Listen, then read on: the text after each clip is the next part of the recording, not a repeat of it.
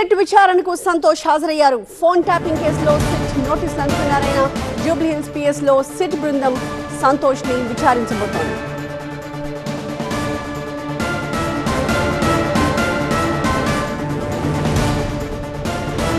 SIT విచారణకి సంతోష్ రావు హాజరయ్యారు. Phone tapping కేసులో సిట్ నోటీసులు ఆయన అందుకున్నారు.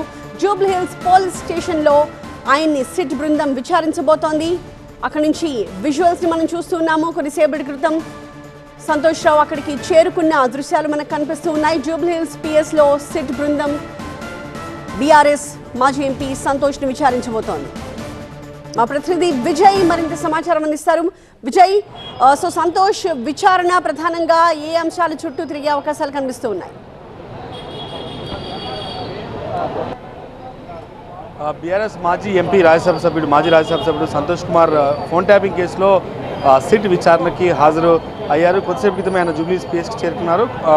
ఇప్పటికే విచారణ ప్రారంభమైంది. అయితే ప్రధానంగా కేటీఆర్ హరీష్ రావు విచారణ ముందు, హరీష్ రావు కేటీఆర్ విచారణ తర్వాత దాని సీక్వెన్స్లోనే సంతోష్కి నోటీస్ ఇచ్చారు. సో ఈ మొత్తం వ్యవహారంలో, ఫోన్ ట్యాపింగ్ వ్యవహారంలో పొలిటికల్ లీడర్ల పాత్ర పైన సిట్ జరుపుతున్న విచారణ కీలక దశకు చేరుకుంది. ఈ మొత్తం వ్యవహారంలో మరొకసారి బీఆర్ఎస్ కీలక నేత, మాజీ ముఖ్యమంత్రి, మాజీ సీఎం కేసీఆర్కి నోటీస్ ఇవ్వాలనే యోచనలో సిట్ అయితే ఈ కేసు అంతా కూడా డ్రైవ్ చేస్తుందో దాంట్లో భాగంగా సంతోష్కి నోటీస్ ఇచ్చారు. సంతోష్ రోల్ అంతా కూడా ఫోన్ ట్యాపింగ్లో ఏదైతే ప్రభాకర్ రావు, రాధాకిషన్ రావులకి ఏవైతే నెంబర్లు చేరాయో ఆ నెంబర్ల వెనకాల సంతోష్ రావు ఉన్నాడన్నది ప్రధానమైన ఆరోపణ. దాంట్లో భాగంగానే సంతోష్ని విచారించడం కోసం సిట్ సిద్ధమైంది. నిన్న మధ్యాహ్నం దాదాపుగా 4 గంటల సమయంలో సిట్ నోటీసులు సర్వ్ చేసింది. మధ్యాహ్నం 3 గంటలకి జూబ్లీహిల్స్ పోలీస్ స్టేషన్లోని ఇక్కడ సిట్ విచారణకు హాజరు కావాలని చెప్పిన నేపథ్యంలో ఆయన 3 గంటలకి విచారణకి హాజరయ్యారు. ఆయన వచ్చే సమయానికి కొంతమంది బీఆర్ఎస్ అడ్వకేట్తో పాటు కొంతమంది నేతలు కూడా, పోచంపల్లి శ్రీనివాసరెడ్డి లాంటి ఎమ్మెల్సీ వాళ్ళు కూడా కొంతమంది ఆయన వెంట వచ్చారు. ప్రస్తుతం ఆయన లోపలికి వెళ్ళారు. విచారణ ప్రారంభమైంది. ఈ ఓవరాల్గా ఫోన్ ట్యాపింగ్ కేసు విచారణ కీలక దశకు చేరుకున్న సమయంలో ఎవరెవరి పాత్ర అయితే ఉందో, ఎందుకంటే ఇప్పటివరకు 160 సిఆర్పిసి కింద హరీష్ రావు, కేటీఆర్ స్టేట్మెంట్ రికార్డ్ చేసిన తర్వాత సంతోష్ రావుకి సంబంధించి కూడా ఈ విచారణలో కొంత కీలకం. ప్రభాకర్ రావు, రాధాకిషన్ రావుకి చాలా నెంబర్లు కూడా ఇచ్చారు. ఆ నెంబర్లు ట్యాప్ అయ్యాయి.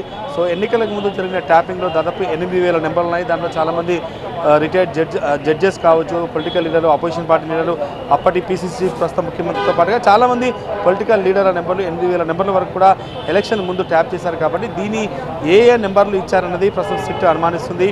ప్రభాకర్ రావుకి, రాధాకిషన్ రావుకి నెంబర్స్ ఇచ్చారా లేదా, ఏ రకంగా సంతోష్కి సంబంధించినటువంటి వ్యవహారం దీంట్లో ఉందన్న దానిపైనే సిట్ విచారణ చేయబోతుంది. దాంట్లో భాగంగానే సంతోష్కి అయితే నోటీస్ ఇచ్చారు. ఆయన సంతోష్ అత్యంత సన్నిహితుడిగా అప్పటి ముఖ్యమంత్రి కేసీఆర్కి ఉన్నారు.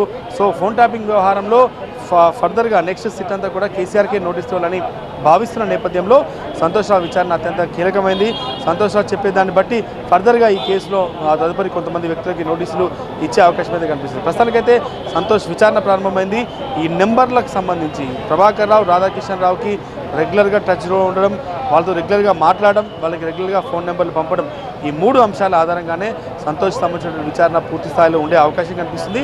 ఎక్కడి నుంచి ఆదేశాలు వచ్చాయి, ఆ ఆదేశాలని ప్రభాకర్ రావుకి, రాధాకిషన్ రావుకి ఇచ్చారా లేదా, ఈ రెండింటి కోణంలోనే ఆ సిట్ విచారణ జరిగింది.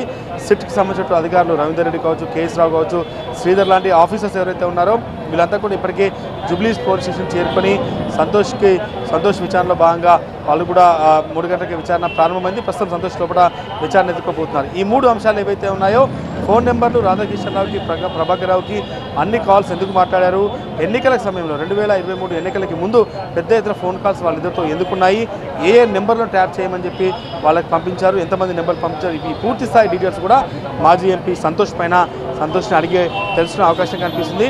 సంతోష్ విచారణ తర్వాత సంతోష్ ఇచ్చే స్టేట్మెంట్ ద్వారా బీఆర్ఎస్ మరొక కీలక నేత, మాజీ సీఎం కేసీఆర్ కూడా సిట్ నోటీస్ నుంచి విచారించే యోచనలు అయితే కనిపిస్తుంది.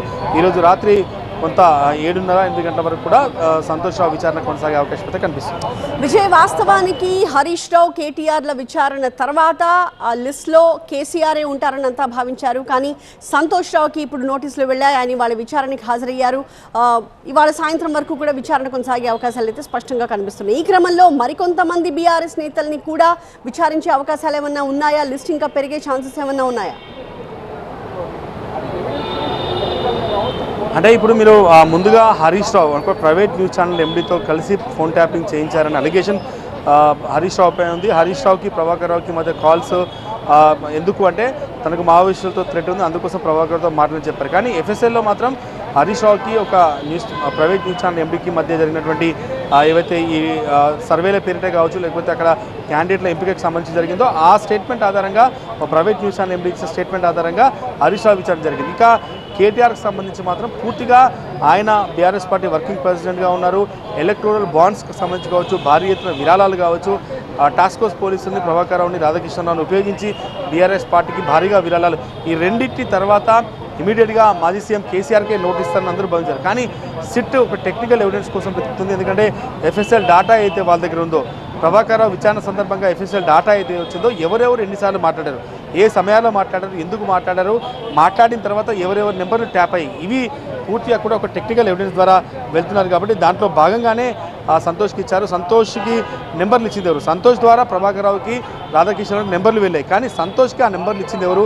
సంతోషే స్వయంగా ఇచ్చాడా, లేకపోతే ఎవరి ఆదేశాల మేరకు ఇచ్చాడా అన్నది పూర్తి స్థాయిలో తెలియాలంటే సంతోష్ స్టేట్మెంట్ రికార్డ్ చేయాలి, సంతోష్ను విచారణ చేయాలి. సంతోష్ విచారణ చేస్తే ఆ తర్వాత మాజీ సీఎం కేసీఆర్కి నోటీస్ ఇవ్వడానికి ఈజీగా ఉంటుంది. కాబట్టి ఆ కోణంలోనే సంతోష్కి నోటీస్ ఇచ్చారు. సంతోష్ విచారణ తర్వాత ఖచ్చితంగా మాజీ సీఎం కేసీఆర్ కూడా 2-3 రోజుల్లోనే సిట్ నోటీస్ ఇచ్చే అవకాశం అయితే చాలా స్పష్టంగా కనిపిస్తుంది. Right, thank you Vijay. So SIT విచారణకి అయితే సంతోష్ రావు హాజరయ్యారు. ఫోన్ ట్యాపింగ్ కేసులోనే సిట్ ఆయన కూడా నోటీసులు ఇచ్చింది. జూబ్లీ హిల్స్ పిఎస్లో ప్రస్తుతం సిట్ బృందం సంతోష్ రావుని విచారిస్తోంది. ఫోన్ ట్యాపింగ్ కేసు విచారణలో మరొక కీలక పరిణామంగా చెప్పుకోవచ్చు. గత కొద్ది రోజులుగా వరుసగా బీఆర్ఎస్ కీలక నేతల్ని విచారిస్తూ వస్తున్న సిట్ తాజాగా సంతోష్ రావుని విచారణకి పిలిచింది. జూబ్లీ హిల్స్లోని ఏసీబీ కార్యాలయంలో సిట్ అధికారుల ముందు విచారణకి హాజరు కావాలి అంటూ నోటీసులో పేర్కొంది. సిట్ టైం ప్రకారం మధ్యాహ్నం 3 గంటలకి ఆయన విచారణకి హాజరయ్యారు.